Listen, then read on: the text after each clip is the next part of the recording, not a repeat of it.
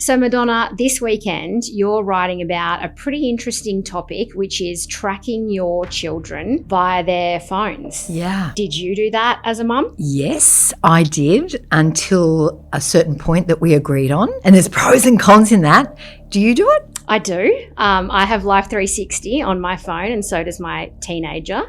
And see, I think nearly everyone listening does. Some will do it with their children's consultation and consent. Some won't. I think that's probably where it gets tricky.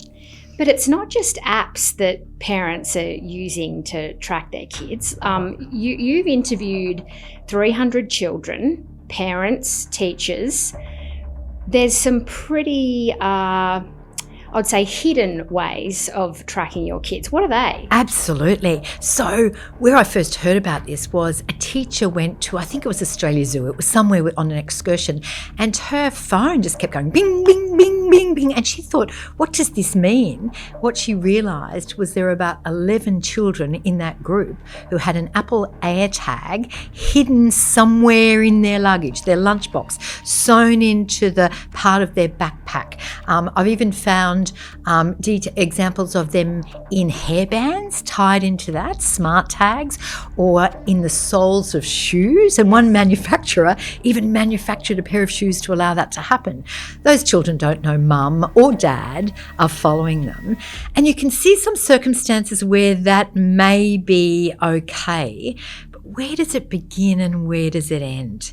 And when they get a little bit older, are you doing it to see that they're misbehaving or that they're where they say they are, and that's a trust issue, or are you doing it for safety? I think. Yeah, I mean, it is an interesting debate. I think when my daughter is 17 and wants to start taking my car to go and drive her friends to the beach, I think I'm definitely going to want to know where she is and that she's arrived safely to wherever she's going. And I understand that, but several 17-year-olds say they just let their phone go flat or they actually turn it off. Some flip it on their parents and will have a party when their parents are away and track when their parents are about to come home. But where I think it impacts, for the Sunday Mail, I interviewed a whole lot of people, and this is for the book that I have coming out called Screenwise. And one example, for example, is a mother whose child was on it with consent, but she said she was going to a friend's place to study, actually went out on a date with a bloke. Her mother goes to bed and thinks, I'll just check she's okay, looks on 360 and finds she's in another suburb, nowhere near where she said she was staying. So does she call her and check on her? Does she get in the car and go and see if she's okay? Does she turn her phone off and say, I shouldn't have checked anyway? And so she stayed awake for hours worrying about her daughter because she didn't want to think she was being spied on. And until she got back to where she should have been and went to sleep. So the next day, do you have that chat with your daughter? Do you say, I shouldn't have looked? So I think that creates an anxiety for parents that your parents and my parents didn't have. I grew up in country Queensland, and I'm not proud of smoking behind the shed or playing in floodwaters or doing things I shouldn't have. But I think they taught me good judgment, and anyone of our generation. And I do worry that our teenagers now being tracked are not allowed to make mistakes. And I really worry when they are on snap maps, particularly with the boy they met or the girl they met last week. And we have had murders in Australia now where the ones I know about are male as the perpetrator, murdering a female, stalking females, harassing females because they broke it off, and they follow each other on snap maps. Do we want our children tracked by someone wanting to hurt them 24/7?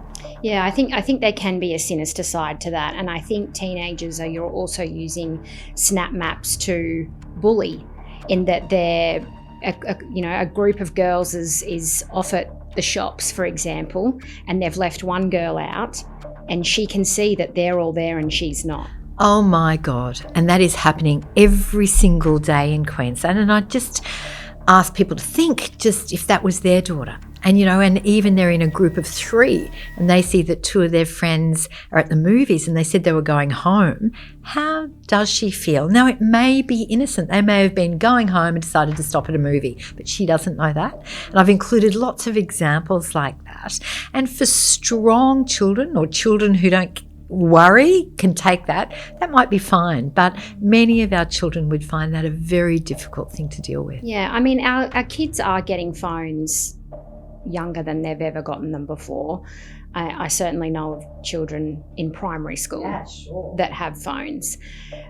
Is it a level of peace of mind, though, for parents when they're giving their children who are 8 or 9 years old a device?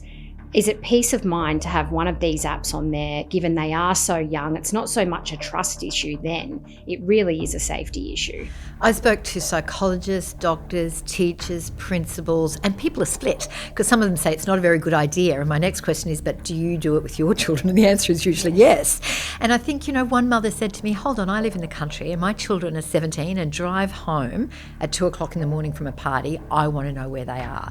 Well, you can't argue with that, can you? But I think it comes down to considering why you're doing it, consulting with your child and having them consent to it. So it may actually be an end date. If your child is in year 6 and getting the bus home, I think it might be a safe thing to do to know when she gets off that bus, when she arrives home, especially if you're working. That may be part of growing their independence, if that's the reason. And I think that comes under that first C, considering why you're doing it. And I think even at that age, our children have to understand and be consulted so that they understand why. They can see where mum and dad is too. But if a child says no, it's a very difficult thing to turn around and do it because that goes to trust. And that's when we find AirTags hidden in hair ties and sneakers. Yes. Or parents saying, no, I'm only going to fund this if you remain on it. There are children who are 26 on it because their parents are funding university and they're like, well, that's not going to help an adult relationship long term, is it? But in relationships with peers, which is different from with parents, I think it can be really dangerous, not only from that bullying perspective that you pointed out, but that idea of coercive control. And it's very hard for a 16-year-old interested in someone to take to their semi-formal and they say, oh, can we join on Snap Maps? To say no. In fact, I put that to 300 teenagers.